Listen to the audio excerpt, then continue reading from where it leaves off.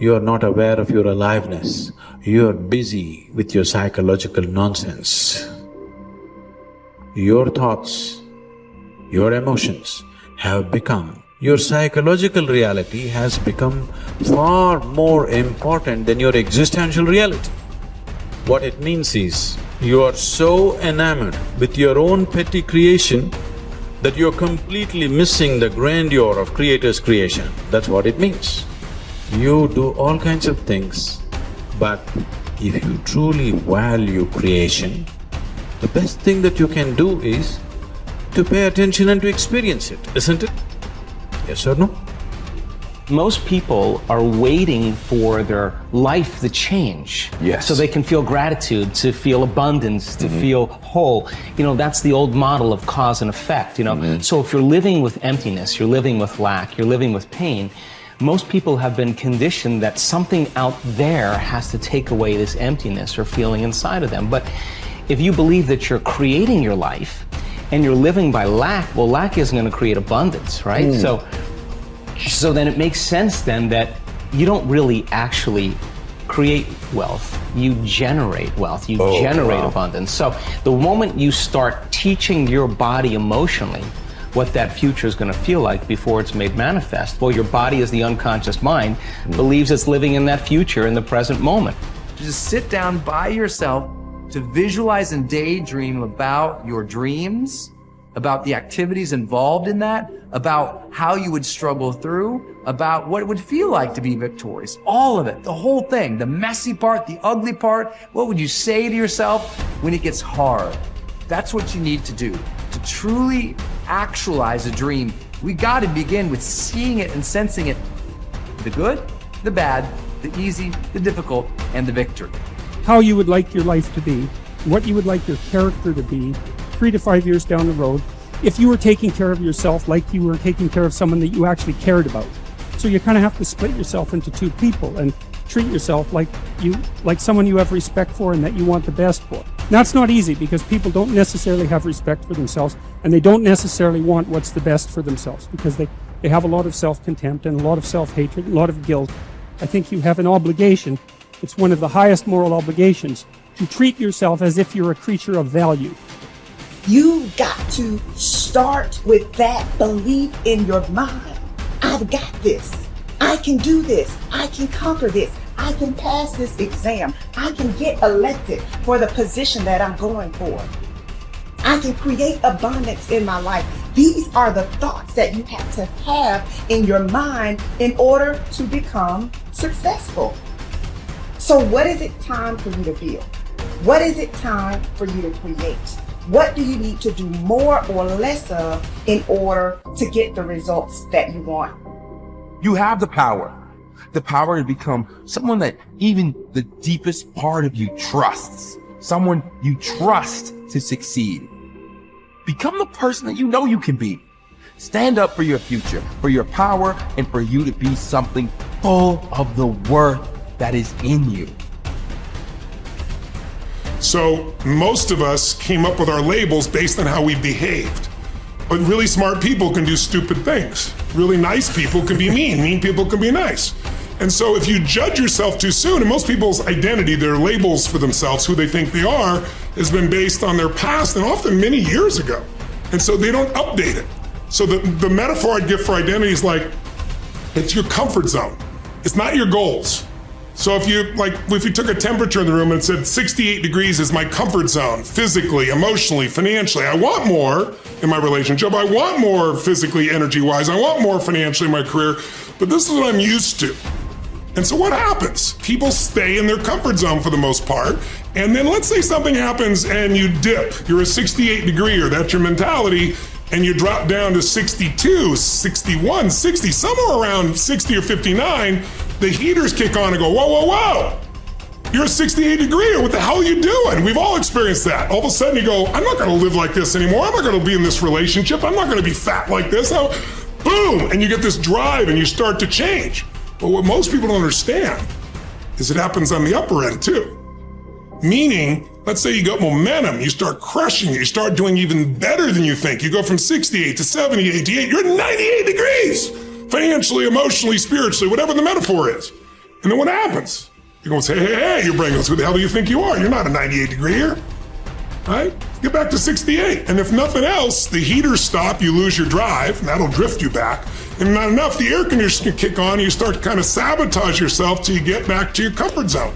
So unless you expand your identity, change is temporary. It's like when someone says to me, I've stopped smoking, it's been 8 days. I go, why are you counting? And I say, why are you counting? So you can tell people how long you lasted this time? Like if I went to somebody and I said to you, hey, Louis, you want a cigarette? You're not going to say, what brand is it? You go, no, Right. I'm not a smoker. Notice how people, I'm not one of those. That's not my identity. Identity is the strongest force in the human personality. If you look at Lance Armstrong, who has a mixed identity now in the culture, this is a guy that had to win and found a way to win. So when he was told he had cancer in his lungs, in his brain, and in his testicles, and he rides a bike, and he's gonna die, his answer was, no, I'm a champion. I find the way. I will find the answer. And he did. Now, unfortunately, he bent the rules around the sport, and it kind of ruined his reputation, obviously. But that mentality, his identity is why he survived. Other people told they have cancer and they're like, it's over, they give up, they start arranging their affairs.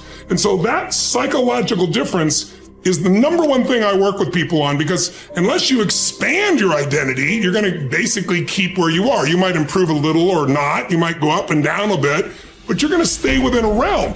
If you're going to have an explosive breakthrough to another level, physically, mentally, financially, spiritually, then we got to not only give you the tools, we got to shift that internal sense of who you really are and have you find that you are more than anything that's ever happened to you, that you can handle whatever shows up, even if it's incredibly scary or uncomfortable. Personal responsibility is true and wildly optimistic. And it is people's belief system and the value system that they cobble together over a lifetime that will lead them to reject that. And all I can say is reject it at your own peril for the following reason. Personal responsibility is about remembering you can do something and change. And I can sum up personal responsibility in a single quote by Kobe Bryant. Boos don't block dunks. That's personal responsibility. You can get so good at something that no matter how much people hate you, the best athletes in the world were paid millions of dollars and trained to stop Kobe Bryant from scoring. And yet he scored 81 points in a single game. So you can get so good no matter how much people hate you, no matter how much they're training and trying to defeat you, they can't. And that is the most exciting thing in the world to me. That, wait, you're saying that I can get so good at something that at least the vast majority of humanity can't stop me? There will always, of course, unfortunately, I don't yet believe that I am Kobe Bryant in anything that I care about. So, but that I can get better than the vast majority of humanity at something by dedicating my time and energy to that thing. That is so cool. That is so liberating. It's changed my life. It's given me hope. It got me up off the floor. It in every possible way, it has changed my life. It is the thing that I rely on when I'm feeling my most anxious. I'm like, I can get better at this. A word. And then I remember, that's right. Like if I put time and energy into this, I can get better. So it's okay if I'm actually not good at this. You have only to keep in mind the experiences you wish to meet in order to control your own future. Shakespeare expresses the same thought in another way. Assume a virtue if you have it not. Look the part, dress the part, act the part. Be successful in your own thoughts first. In other words, fake it till you make it. Basically, when it comes to personality traits, there is no difference between possessing them and pretending to have them. Dr. Carl Simonton said that mind, body, and emotions are a unitary system. I affect one and you affect the others. This means that you can pretend to be confident or courageous, and the cocktail of chemicals inside your body for those attributes will be created, and you will indeed feel confidence or courageous. Pretending you have a character trait such as confidence is not the same as pretending you can scale mountains or play the tuba. Those particular skills must be learned. Characteristics such as courage, confidence, and enthusiasm are created in the mind by the pictures you create, though. Acting as if sets a positive expectation.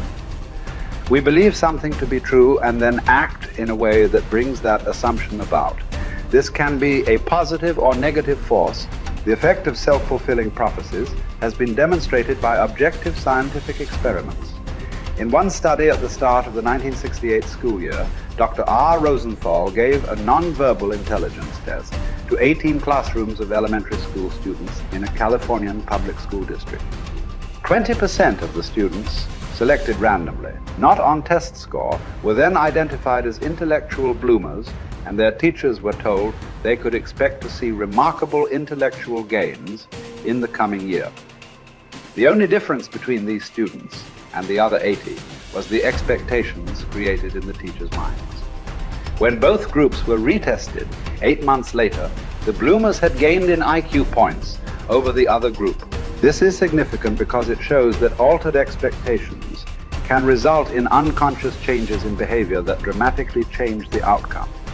In another study during the 1970s, 152 cancer patients were assessed based on their expectation and attitude about their treatment, and then each was monitored for 18 months. The results clearly indicated those with a positive expectation about the treatment got the best result. It follows, therefore, that your chances of success in anything in life are greatly improved by positive expectations. Man is like the wireless operator. Man is subject to miscellaneous wrong through currents if his mind is not in tune with the infinite, or if he is not keyed up to higher vibrations than those of negation. If you want a quality, act as if you already had it.